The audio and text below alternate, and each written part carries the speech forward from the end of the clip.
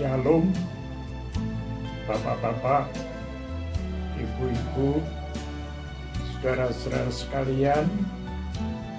Sebagai warga GKJ di Klasis Magelang ini, dimanapun Anda berada, saya Pendeta Emeritus Samono Harjoswito selaku hamba Tuhan dengan ini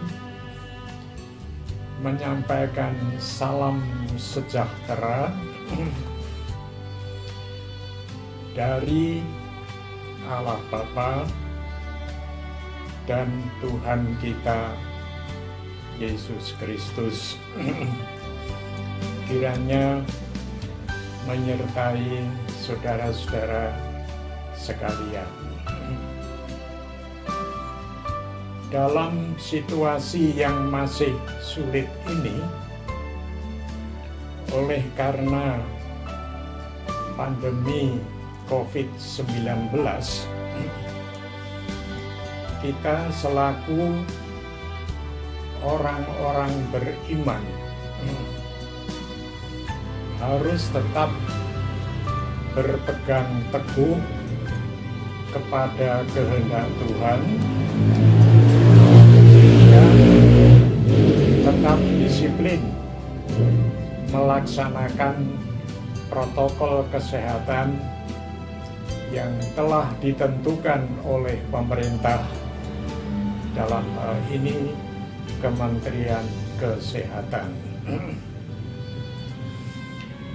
Pesan Tuhan dalam situasi sekarang ini ialah bahwa kita tidak boleh marah kepada siapapun, termasuk saudara-saudara kita yang tidak setia melaksanakan protokol kesehatan. Kemudian kita diminta untuk tetap sabar di dalam segala sesuatu. Itulah firman Tuhan yang ditulis di dalam kitab Amsal Sulaiman 15 ayat 18. Percayalah bahwa Bapa Sorgawi kita tetap menjaga kita sambil menanti dengan sabar masa yang hendak dianugerahkan kepada kita, menanti dengan sabar pertolongannya. Percayalah bahwa keadaan akan menjadi normal kembali. Demikianlah pesan dari firman Tuhan. Kasih karunia menyertai saudara-saudara sekalian. Amin.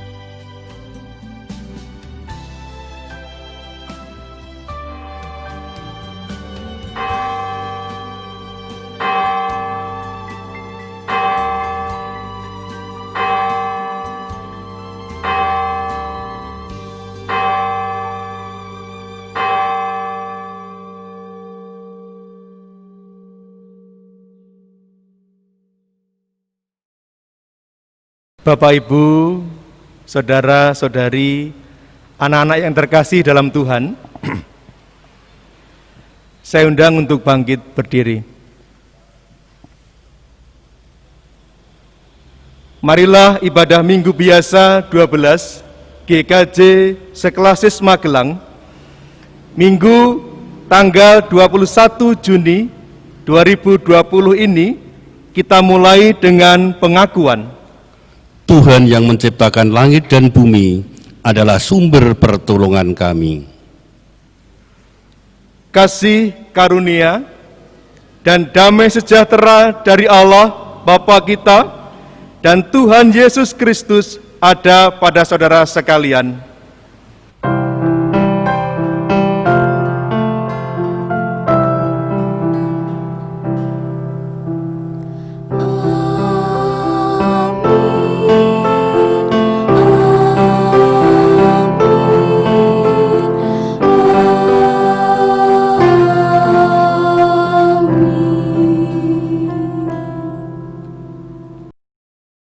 Bersama akan kita mulai dengan menaikkan pelengkap Kidung Jemaat nomor 55, bait yang pertama dan keempat. Hai, puji namanya.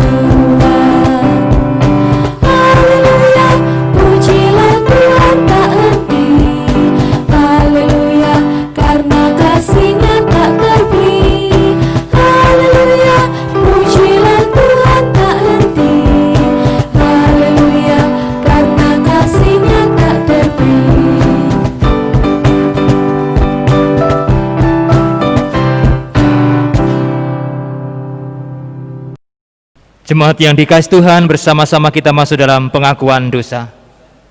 Bersama-sama kita akan membaca firman Tuhan sebagai panggilan hidup di dalam kasih. 1 Yohanes pasal 4 ayat 7 dan 8. 1 Yohanes 4 ayat 7 dan 8. Saudara-saudaraku yang kekasih, marilah kita saling mengasihi, sebab kasih itu berasal dari Allah, dan setiap orang yang mengasihi lahir dari Allah dan mengenal Allah. Barang siapa tidak mengasihi, ia tidak mengenal Allah, sebab Allah adalah kasih. Dengan bercermin pada hukum kasih ini, nyata sekali dosa kita, yaitu kita tidak dapat melaksanakan hukum kasih ini dengan selengkapnya dan seutuhnya.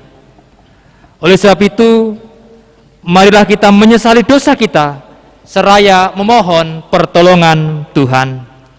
Di hadapan Allah dan di depan sesama, aku mengakui dosa-dosaku, sebab aku kurang mengasihi Allah dengan segenap hati dan segenap jiwa dan segenap akal budi, dan kurang mengasihi sesama seperti diri sendiri. Inilah dosaku, dosaku sendiri. Tuhan kiranya mengampuni dosaku dan mengaruniakan Roh Kudus kepadaku, supaya aku dapat melakukan kehendak Tuhan. Amin. Amin. Bersama-sama kita akan menaikkan pujian penyesalan dosa dengan lagu Do Re Mi 2 kali.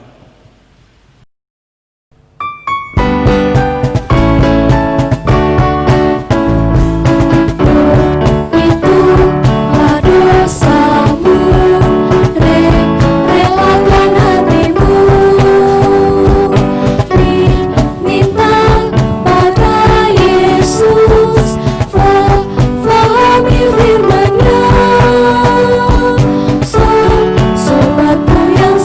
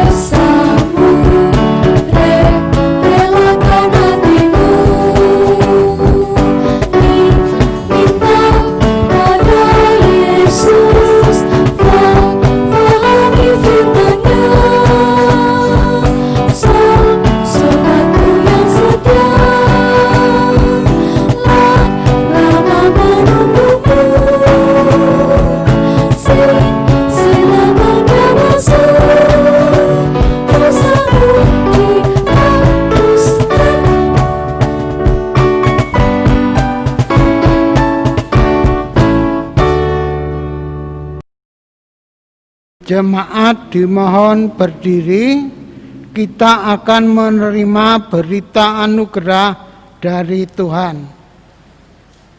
Sebagai hamba Tuhan, saya memberitakan bahwa setiap orang yang mau merendahkan diri di hadapan Tuhan dengan mengaku dan menyesali dosanya, serta berusaha dengan sungguh-sungguh untuk melakukan semua kehendak-Nya, Tuhan yang Maha Kasih berkenan menganugerahkan pengampunan. Berbahagialah orang yang diampuni pelanggaran-pelanggarannya dan ditutupi dosa-dosanya. Tertulis di dalam Roma 4 pasal 4 ayatnya yang ke-7. Demikianlah berita anugerah dari Tuhan. Syukur kepada Allah. Jemaat dimohon menyanyikan lagu Laskar Kristus sebanyak 2 kali.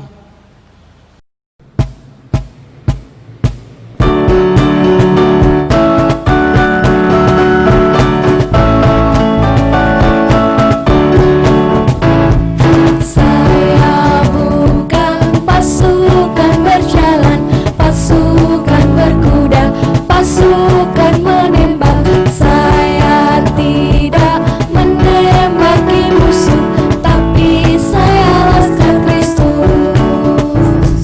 Saya Laskar Kristus.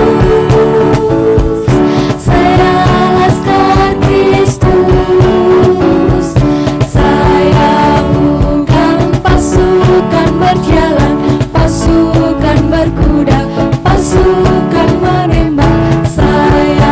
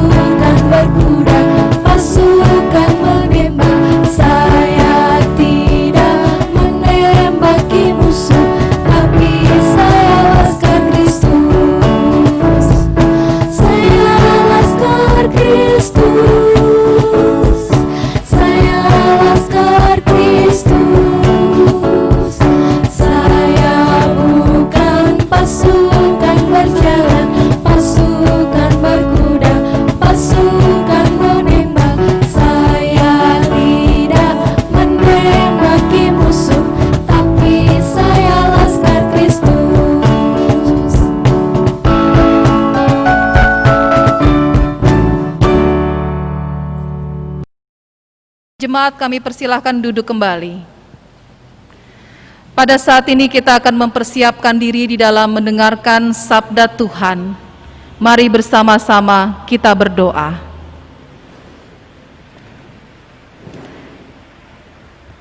Ya Allah Roh Kudus, anak-anak-Mu pada saat ini siap untuk membaca, merenungkan sabda-Mu.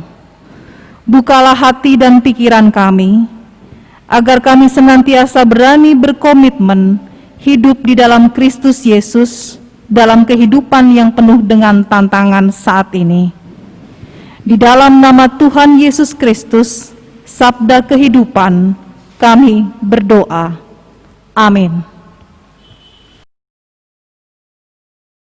Saudara-saudara yang terkasih, saat ini kita akan bersama-sama membaca, mendengarkan, dan menggumuli kebenaran firman Tuhan di dalam bacaan Injil Matius 10 ayat 24 sampai yang ke-39.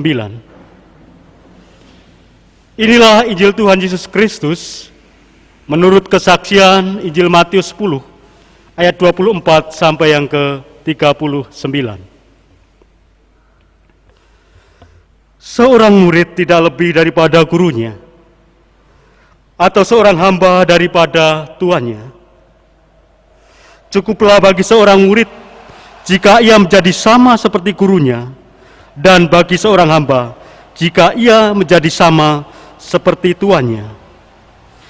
Jika tuan rumah disebut Beelzebul, apalagi seisi rumahnya. Jadi janganlah kamu takut terhadap mereka, karena tidak ada sesuatu pun yang tertutup yang tidak akan dibuka, dan tidak ada sesuatu pun yang tersembunyi yang tidak akan diketahui. Apa yang kukatakan kepadamu dalam gelap, katakanlah itu dalam terang. Dan apa yang dibisikkan ke telingamu, beritakanlah itu di ari atas atap rumah. Dan janganlah kamu takut kepada mereka yang dapat membunuh tubuh, tetapi yang tidak berkuasa membunuh jiwa. Takutlah terutama kepada Dia yang berkuasa membinasakan baik jiwa maupun tubuh di dalam neraka. Bukanlah burung pipit dijual 2 ekor seduit, namun seekor pun daripadanya tidak akan jatuh ke bumi di luar kehendak Bapamu. Dan kamu, rambut kepalamu pun terhitung semuanya. Sebab itu janganlah kamu takut, karena kamu lebih berharga daripada banyak burung pipit. Setiap orang yang mengakui aku di depan manusia, aku juga akan mengakuinya di depan Bapa-Ku yang di surga. Tetapi barang siapa menyangkal aku di depan manusia, aku juga akan menyangkalnya di depan Bapa-Ku yang di surga. Jangan kamu menyangka bahwa aku datang untuk membawa damai di atas bumi. Aku datang bukan untuk membawa damai, melainkan pedang. Sebab aku datang untuk memisahkan orang dari ayahnya, anak perempuan dari ibunya, menantu perempuan dari ibu mertuanya, dan musuh orang ialah orang-orang seisi rumahnya. Barang siapa mengasihi bapa atau ibunya lebih daripada aku, ia tidak layak bagiku. Dan barang siapa mengasihi anaknya laki-laki atau perempuan lebih daripadaku, ia tidak layak bagiku. Barang siapa tidak memikul salibnya dan mengikut aku, ia tidak layak bagiku. Barang siapa mempertahankan nyawanya, ia akan kehilangan nyawanya. Dan barang siapa kehilangan nyawanya karena aku, ia akan memperolehnya. Demikianlah Injil Yesus Kristus. Berbahagialah kita yang mendengarkan, merenungkan, dan melakukannya. Haleluya.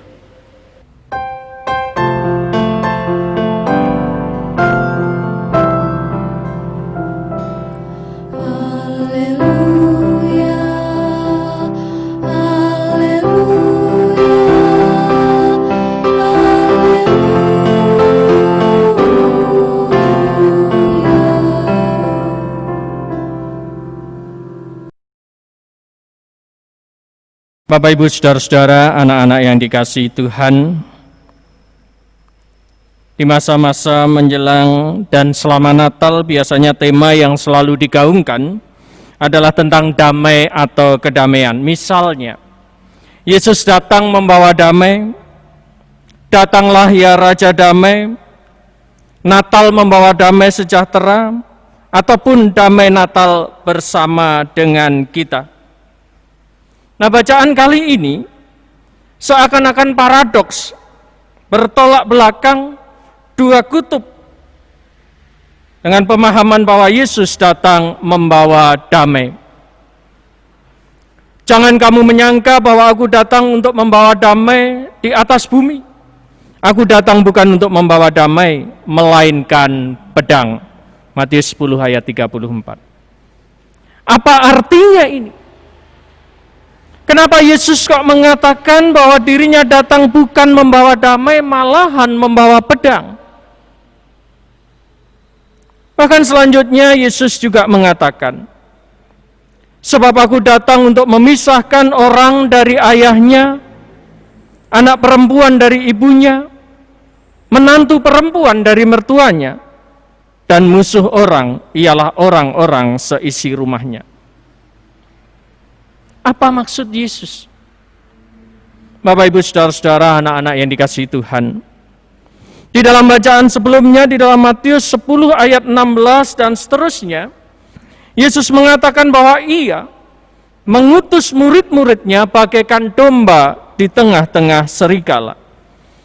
Oleh karena itu Yesus memberikan penguatan, jangan kamu khawatir, Roh Kudus akan menolong tepat pada waktunya.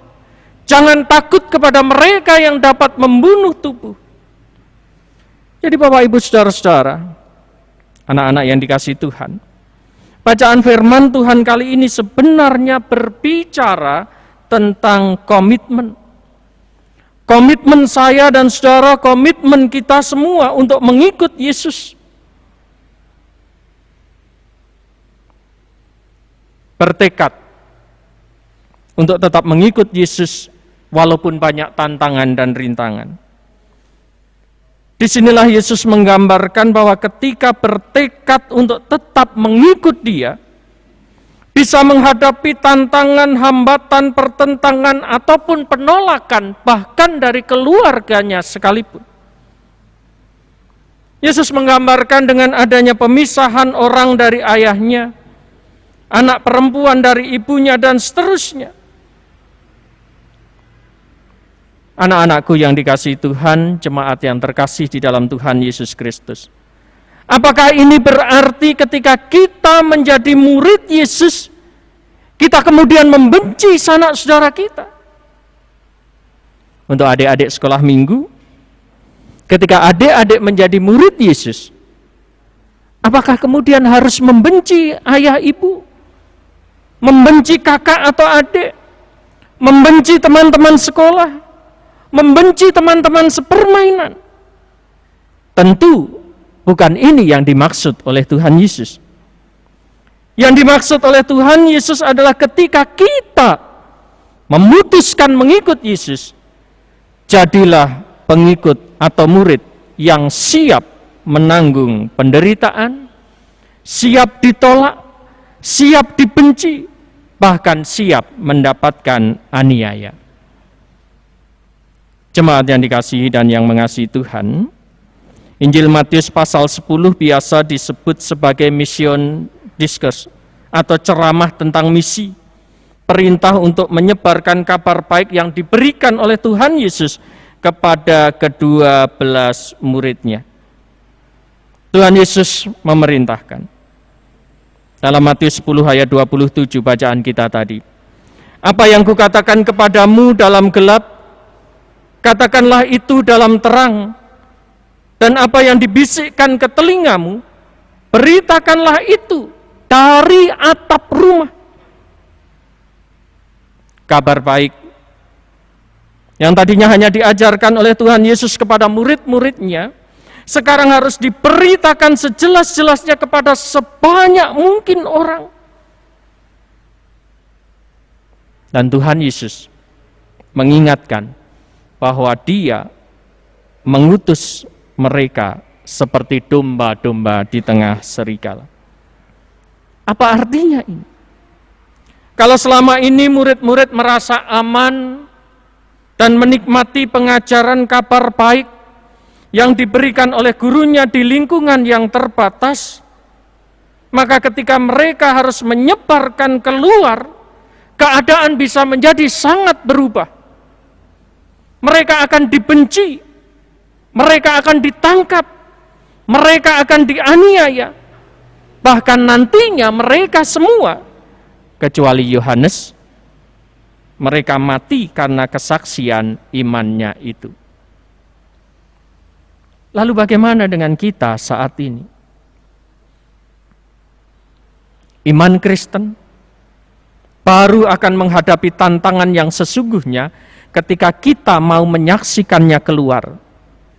Di gereja, mudah untuk menjadi orang Kristen.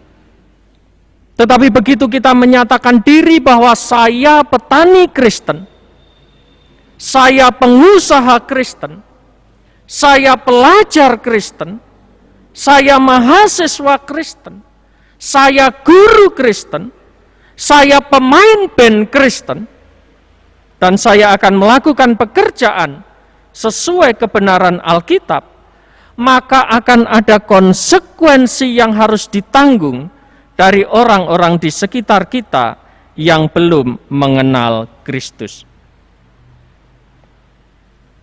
Bapak, Ibu, Saudara-saudara yang dikasihi oleh Tuhan Yesus Kristus, contoh nyata sudah dialami oleh Tuhan Yesus. Ketika Yesus melakukan mujizat, dia malah dituduh oleh orang-orang Farisi bahwa dia melakukannya dengan kuasa penghulu setan. Pada waktu Yesus menunjukkan kasih kepada para pemungut cukai dan orang-orang berdosa, Yesus malah dihina. Bahkan di dalam kitab Markus dicatat, kaum keluarga Yesus sendiri pun menganggap Yesus tidak waras. Bahkan akhirnya Yesus mati di kayu salib. Kalau semua itu bisa dialami Tuhan Yesus, maka kita sebagai murid-muridnya juga harus siap mengalami hal yang sama. Barang siapa tidak memikul salibnya dan mengikut aku, ia tidak layak bagiku. Matius 10 ayat 38. Memikul salib bukan sekedar mengalami penderitaan, misalnya sakit, banyak hutang, pasangan yang kasar, dan lain sebagainya. Karena penderitaan bisa bermacam-macam sebabnya. Bisa akibat kesalahan sendiri, bisa karena kejahatan orang lain, atau juga bisa karena kejadian alam. Tetapi memikul salib adalah mengalami penderitaan sebagai konsekuensi menjadi murid Kristus. Jemaat yang dikasihi dan yang mengasihi Tuhan, lebih mudah bagi kita untuk mempraktekkan iman Kristen di tengah keluarga yang semuanya Kristen, di lingkungan tempat tinggal kita yang mayoritas orang Kristen, atau di dalam gereja. Tetapi Tuhan Yesus mau supaya kita rela membayar harga sebagai murid Kristus dan menyatakan iman kita di tengah-tengah dunia.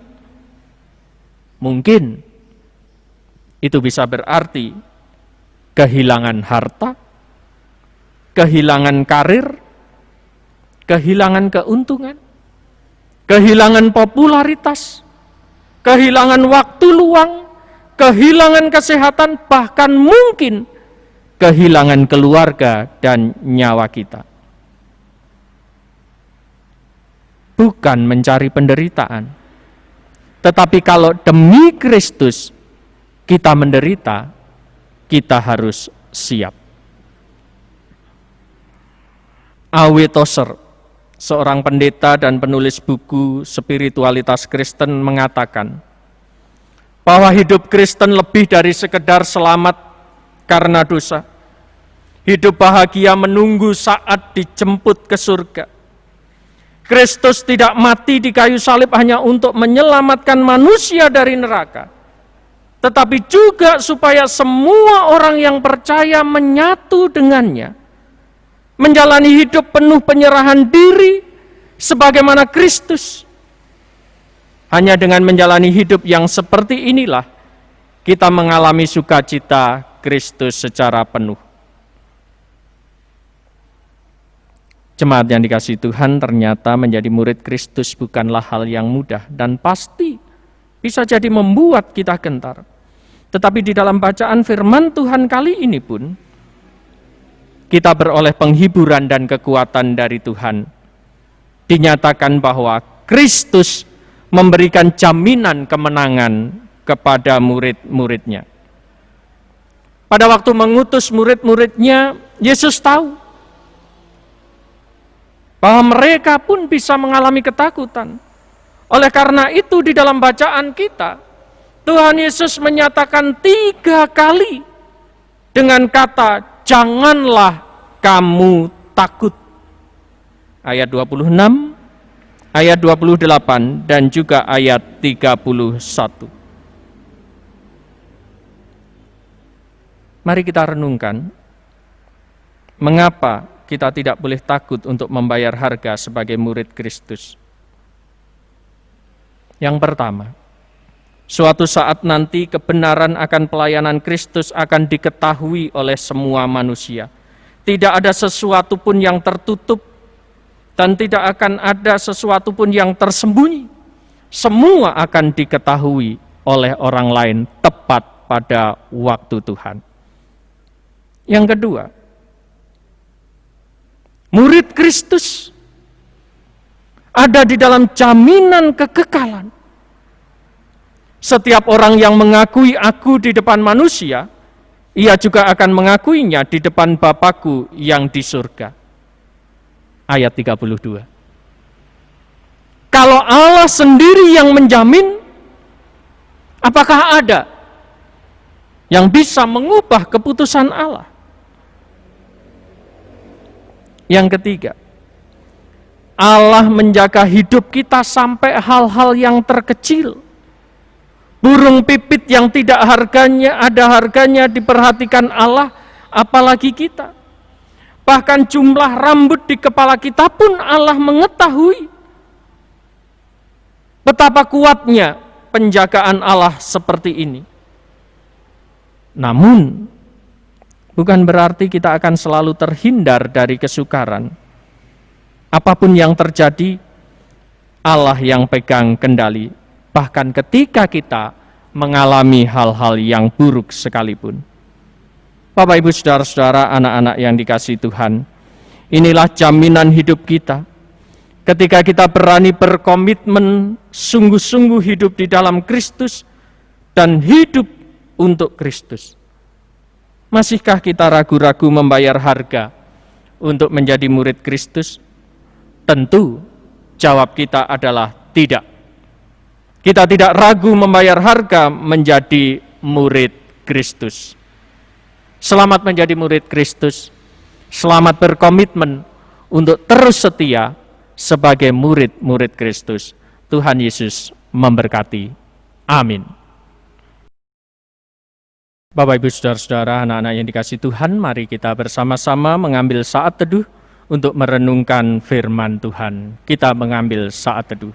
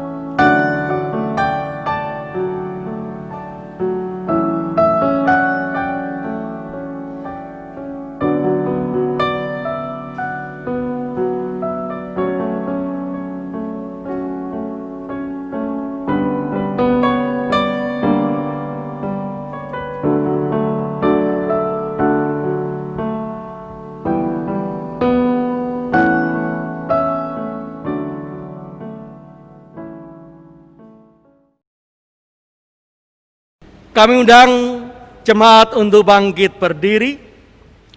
Marilah kita meneguhkan iman dengan mengucapkan bersama pengakuan iman rasuli. Aku percaya kepada Allah, Bapa yang Maha Kuasa, Khalik langit dan bumi, dan kepada Yesus Kristus, Anaknya yang tunggal Tuhan kita, yang dikandung daripada Roh Kudus, lahir dari anak darah Maria, yang menderita di bawah pemerintahan Pontius Pilatus, disalibkan, mati, dan dikuburkan, turun ke dalam kerajaan maut. Pada hari yang ketiga, bangkit pula dari antara orang mati, naik ke sorga, duduk di sebelah kanan Allah, Bapa yang Maha Kuasa, dan akan datang dari sana untuk menghakimi orang yang hidup dan yang mati.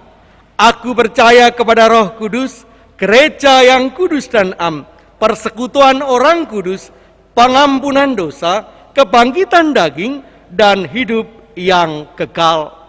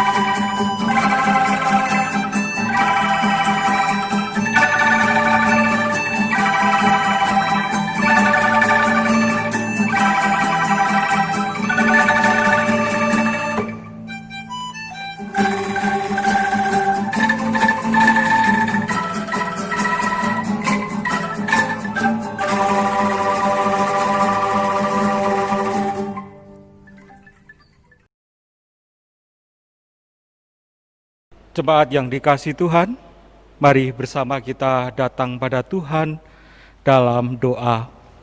Kita berdoa. Bapa yang makasih, kami bersyukur atas anugerah yang Engkau berikan bagi kami.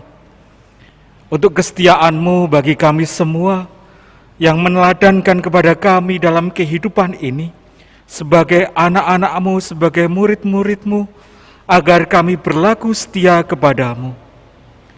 Bapa, kami mengucap syukur atas berkat-Mu, terkhusus untuk anak-anak kami yang telah menerima hasil ujian sekolahnya, ujian akhir semester ini. Engkau yang telah memberkati anak-anak kami di dalam belajar mereka. Engkau yang telah menjagai anak-anak kami. Kami pun masih memohon kepadamu bagi anak-anak kami yang masih menghadapi ujian akhir. Demikian juga untuk anak-anak kami yang masih mencari tempat pendidikan yang lebih tinggi lagi. Berkati untuk jerih payah usaha anak-anak kami. Mampukan anak-anak kami untuk belajar dengan tekun dan giat. Mampukan anak-anak kami, Tuhan. Kami pun teringat untuk sekolah-sekolah Kristen di dalam masa-masa ini untuk mencari para murid. Kiranya Tuhan yang memelihara. Bapa, kami pun berdoa untuk anak-anak kami di dalam pergumulan mereka mencari pekerjaan.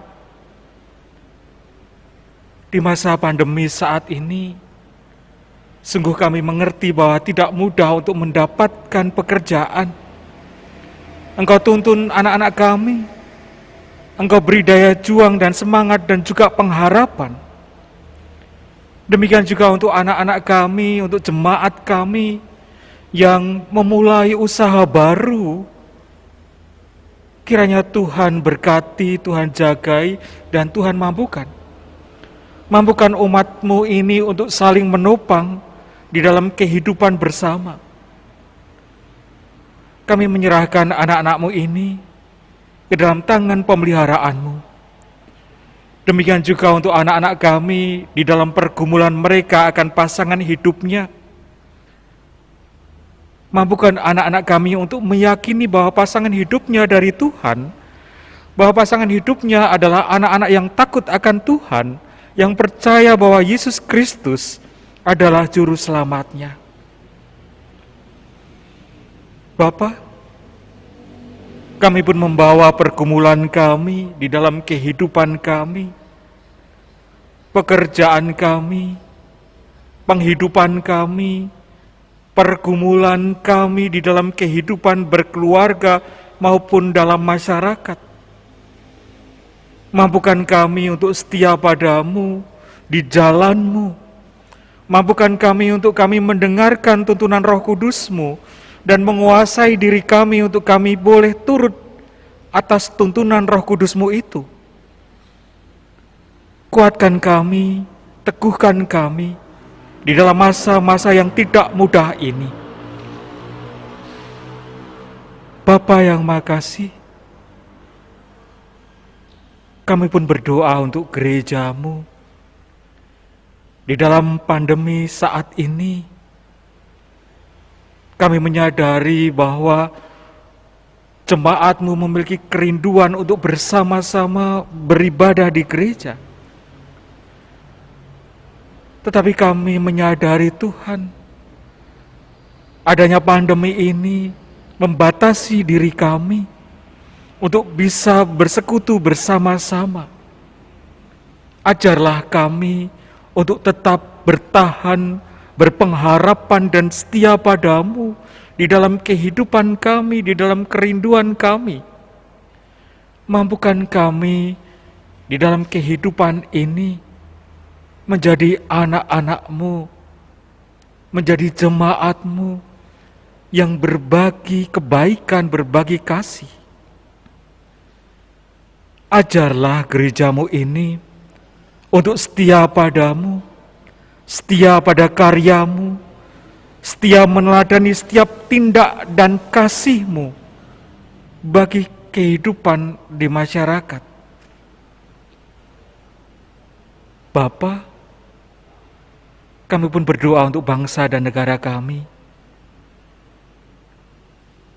Tolonglah para pemimpin negeri kami, untuk mereka boleh berlaku adil, bijak, dan penuh dengan hikmat-Mu.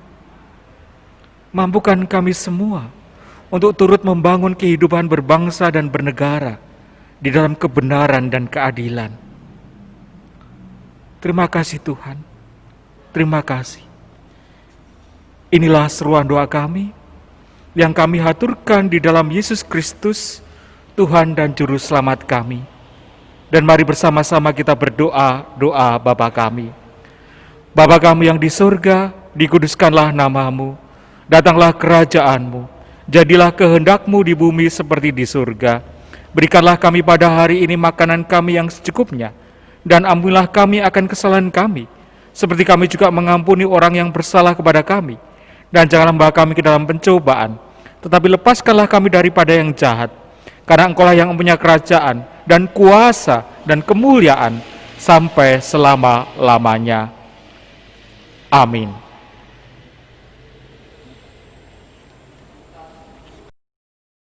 Jemaat yang dikasihi Tuhan Yesus Kristus, kita akan mengumpulkan persembahan. Oleh karena itu, mari kita berdoa.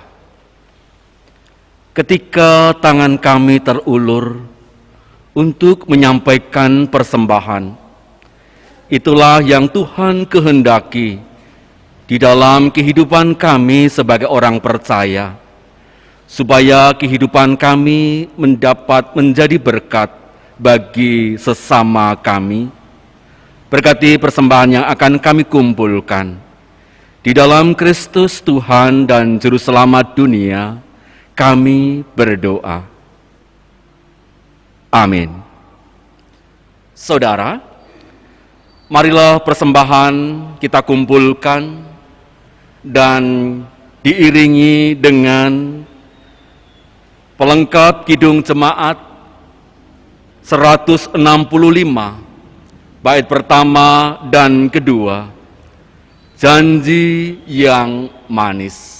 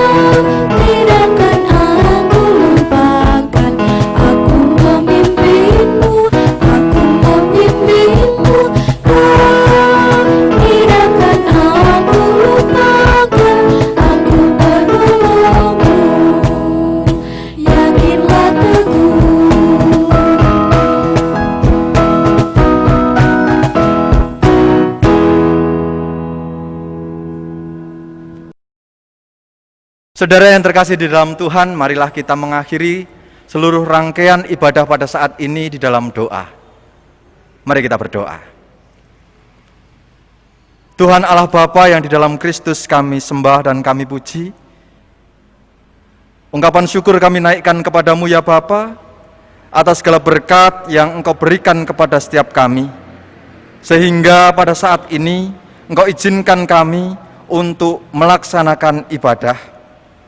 Ya Bapa, Kiranya apa yang telah kami terima pada saat ini benar-benar dapat kami lakukan. Kami bisa berkomitmen untuk hidup sesuai dengan kehendak-Mu. Terima kasih ya Bapa. Setelah kami selesai melaksanakan ibadah ini, kami akan melanjutkan ibadah kami selanjutnya, yaitu di dalam kehidupan nyata kami. Mampukan kami untuk bisa menjalankan seluruh rangkaian hidup kami seturut dengan kehendak-Mu. Ampuni dosa kesalahan kami ya Bapa. Hanya di dalam Kristus Tuhan kami memohon. Amin. Jemaat Tuhan, sebelum kita menerima pengutusan dan berkat, marilah kita menaikkan pujian PKJ 182 bait pertama dan keempat, Kuutus Kau. Jemaat dimohon untuk bangkit berdiri.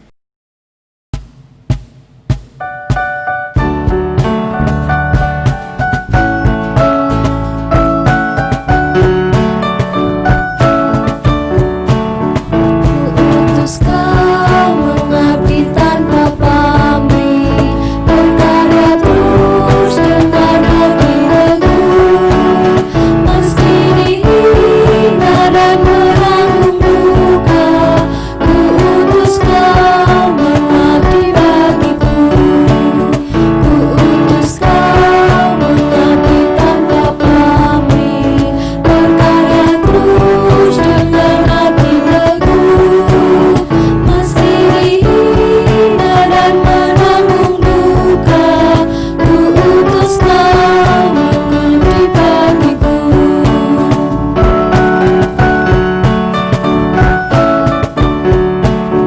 Kuutus Kau tinggalkan ambisimu, padamkanlah segala nafsumu, namun berkaryalah dengan sesama. Kuutus Kau bersatulah teguh.